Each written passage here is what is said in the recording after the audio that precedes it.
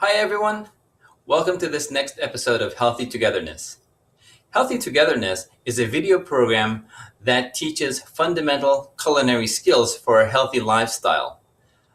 By knowing basic cooking skills, you're able to prepare foods at home using fresh, wholesome ingredients, be in control of what ingredients goes into your food, and also be able to avoid processed foods, whether those processed foods be takeout or frozen dinners, which can be laden with chemicals and preservatives. Best of all, knowing basic cooking skills, these cooking skills can be applied to any health program that you choose to follow.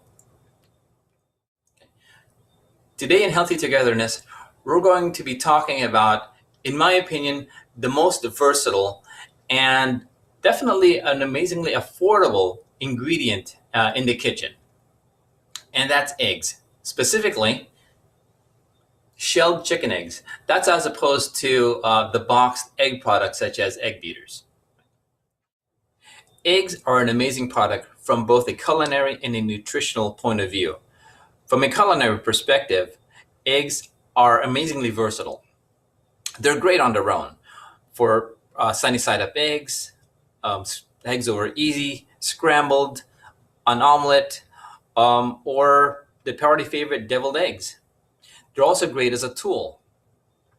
Egg washes, for example, can be used to add color to pie crusts, and egg washes can be used as a culinary glue to cause breadcrumbs to stick to chicken, or to seal raviolis. Eggs can also be used as a binder or a thickener, such as in mayonnaise, in hollandaise sauces, in eggnogs, or in making custards, right? So that we can make that delicious fish fingers and custard. Also, there are those ingredients where eggs play a primary or a secondary role, such as in pasta carbonara, flans, souffles, and lemon meringue pies. Like, for example, in an Eggs Benedict, eggs play a dual role.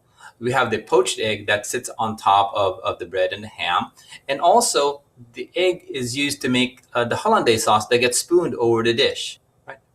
So eggs are also amazingly affordable and available in all grocery stores. From a nutritional point of view, WebMD says it all. Good eggs. For nutrition, they're hard to beat. And Times Magazine lists eggs as a healthy food. In the Times Magazine special edition, 100 Healthiest Foods to Satisfy Your Hunger, it states, eggs are a complete protein and contain all 9 essential amino acids the body can't make itself. Just make sure you eat the whole thing, yolk included. Now, unfortunately, eggs have had the reputation of being bad because they are high in cholesterol and fat. Now, I'm a cook, I'm not a nutritionist, so I can't give nutritional advice, but I can share with you my opinion as to why they are good and then support that with quotes from reputable sources. 1. Eggs are highly nutritious. According to the Nutrition Center, when asked, are eggs good for you? The reply is yes. Eggs are nutrient-dense food, aka eggs provide a nutrient bang for your calorie buck. According to the 2015-2020 Dietary Guidelines for Americans, the DGAS also includes eggs within all recommended healthy eating patterns. 2. I acknowledge that eggs are high in cholesterol, but they're not as unhealthy as commonly viewed. In an article, Eggs, Are They Good or Bad for My Cholesterol? The Mayo Clinic notes, chicken eggs are high in cholesterol, but the effect of egg consumption on blood cholesterol is minimal when compared to the effect of trans fats and saturated fats. Most healthy people can eat up to 7 eggs a week with no increase in the risk of heart disease. Some studies have shown that this level of egg consumption may actually prevent some types of strokes. The article also adds, but the story is different for people who have diabetes. In this ever-growing population, eating 7 eggs a week significantly increases the risk of heart disease. 3. The US has lifted the daily consumption limit in 2015. In a CNN article entitled, New US Dietary Guidelines Limit Sugar, Rethink Cholesterol, it states, past guidelines suggest a 300 milligram daily limit of dietary cholesterol. That means a 2-egg breakfast rather than 3. Now, the government has removed the limit on cholesterol. It did add that individuals should eat as little dietary cholesterol as possible because foods that are high in dietary cholesterol, such as trans fats and high-fat dairy products, are also high in saturated fats. But what that means is eggs are back on most diets. Egg yolks are high in cholesterol, but not high in saturated fats. They make the list of suggested sources of protein. Right. 4. Some egg producers have improved the quality of their eggs by lowering cholesterol, by taking better care of their chickens, and improving the quality of the chicken feed. They have also reduced the amount of saturated fats in their eggs, as well as improved the amount of good fats, such as the omega-3 fatty acids. Now, these eggs are just a little bit more pricey compared to the regular eggs, but they're still very affordable. The best recommendation, of course, is to ask your doctor or physician, what is the appropriate number of eggs that you can consume on a daily or weekly basis? Okay, next let's talk about the eggs themselves. Right? A visit to the grocery store is going to reveal a great many choices in eggs. Right? Let's start off with brown and white eggs. There is no difference between brown and white eggs. Flavor-wise, they're the same. Nutritional content, they're exactly the same. The difference in their color is due to the breed of chicken that laid the eggs. That's all. So brown and white eggs, exactly the same. And there is a difference, though, between regular eggs, organic eggs, and cage-free eggs, because that involves how well the chicken is being cared for. For example, chickens which are kept in coops which are regularly cleaned is going to have a less likely chance of being contaminated with salmonella. Also, chickens which are fed higher quality chicken feed is going to produce a better quality chicken eggs, right? For example, some of them will have a more omega-3 fatty acids in them, right? What's really important, though, regardless of which egg you choose to purchase, is freshness. Okay, when you're at the grocery store, right, pay close attention to the information that's been stamped on the end of the carton, right, or the edge of the carton, right? The first one that you're going to take a look at is the most obvious as to what it is the sell-by date. And that sell-by date is basically the last day that the store should be selling the eggs to the public. The next information is a number with a P right in front of it, and that information is basically the plant that the eggs originated from, not really useful to us. The next bit of information is going to be a 3-digit code that is the indication of when the eggs were packed. So, for example, and it's a Julian calendar. So if the number on that 3-digit code is 001, that indicates that the eggs were packed on January 1st of that year. If the egg was packed on, if the 3-digit code is 365, that lets you know that the eggs are packed on December 31st of that year. All right. So let's take an example. The first one has a sell-by date of November 22nd, 2017. You'll see the plant number, which is the P1956. Again, not important to us. The 3-digit Julian date code is 297. Now, you don't really need to know when the 297th day is. Just go to the store and try to look for the highest number possible, which will indicate that it was packed later in the year. So it indicates freshness. And so if you're curious to know what the 297th day of the year is, just go on Google and ask Google, what is the date of the 297th day of the year is? So let's find out when that is.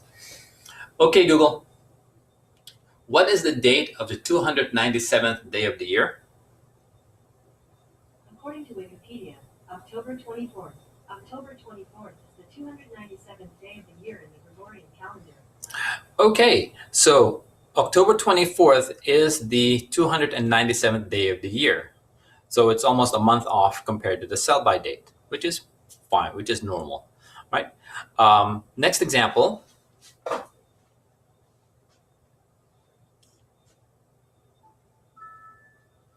The next example has a sell-by date of December 17th, 2017. And you'll see the P number there. And then the Julian calendar date stamp says it was packed on the 322nd day of the year. Again, so if these two egg packages were at the supermarket at the exact same time, I would choose the one with the higher Julian date stamp, because that lets me know that these were packed later, which would indicate that the eggs were fresher. And of course, the assumption that we're going by here is that eggs were laid close to or the same day as the date that the eggs were packed.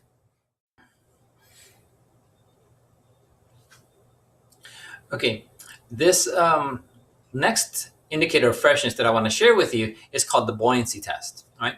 So you purchased your eggs, you've kept it in the refrigerator, and it's been sitting there for quite some time, and now you want to make yourself a scrambled egg, right? And you take a look at the date on the packaging, and you notice that today's date is way beyond the sell-by date on the packaging that's been stamped on the packaging. So now you're wondering, is this egg still good to eat? Is it not good to eat anymore? What do I do next? This is where the buoyancy test comes in, right? So a little bit something about the egg, a little bit of information about the egg. Eggs have got an air pocket on the rounded side. Eggs have got a rounded side to them and a pointed side. Sometimes it's not obvious, like in this egg, but they do have a rounded side and a pointed side. On the rounded side of the egg is an air pocket. When the eggs are fresh, that air pocket is very small. So when the egg is submerged in water, that air is not enough to actually cause the egg to float. It's going to lie flat on its side. All right. And as time passes, more air gets into the air pocket, and so it starts to tilt up, then it'll become vertical, and then it'll actually float. The idea here is that so long as the egg's in contact with the bottom of your container with the water in it, right, then it's still regarded as safe to eat. Once it lifts to the point that it's no longer touching the bottom of that container, it is regarded as too old, too much time has passed by. It's much safer to go ahead and discard the egg and just get yourself another one. Right? Some people will contest that that's not the case. And that the only indicator of freshness of eggs is smell. You crack over an egg, if it starts to smell foul, that was an unintended pun. If the egg starts to smell bad or have any kind of aroma to it, go ahead and discard it. It should not have any kind of smell. All right. So I really don't have any personal experience as far as eggs go for demonstration here. I purchased an egg some time ago, the one that you saw is marked as November 22nd. I purchased that some time ago, and in hopes of doing a personal demonstration, but it's still fresh. So, which is a great indicator of the shelf life of an egg, as long as it's kept in a cool refrigerator. Okay, one last thing that I'd like to share with you in regards to the egg is the egg's freshness. In general, when you're making like scrambled eggs, frying eggs, things like that, any level of the freshness of the egg is fine, whether it be really fresh or perfectly vertical on your buoyancy test, right? They're fine. But when you're making hard-boiled eggs, it's actually better not to use the fresh eggs it's better to use the older eggs. And the reason for that is because the albumin, the egg white, has a tendency to stick to the shell when it's fresh, right? So if you use a fresh egg, you make hard-boiled eggs with it, you start to peel it, the egg white will stick, so it makes it harder to peel. Um, if you use a less fresh egg, then the albumin, the egg white, has a less tendency to stick to the eggshell, just making it easier to peel. So it's just convenience. Another thing to consider, though, is when you're making poached eggs. For poached eggs, it's better to use a really fresh egg because when the egg is submerged into the poaching water, the egg white has got a tendency to stick together and it envelops the egg yolk very nicely, giving you a very beautiful product, right? Versus a less fresh egg, where the egg white has got a little bit more runny, more watery. Once it's submerged into the poaching water, it just has a tendency, the egg white has a tendency to just go everywhere and break off into little strings, and you get a lot of mess in your poaching water, and also the egg, the poached egg, the final product isn't as pretty. Right? So that's about it. I hope you enjoyed this session on eggs, and we'll see you the next time. Bye bye.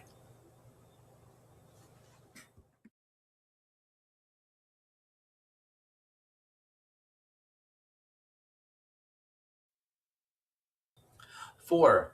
Some egg producers have improved the quality of their eggs by taking better care of their kitchen.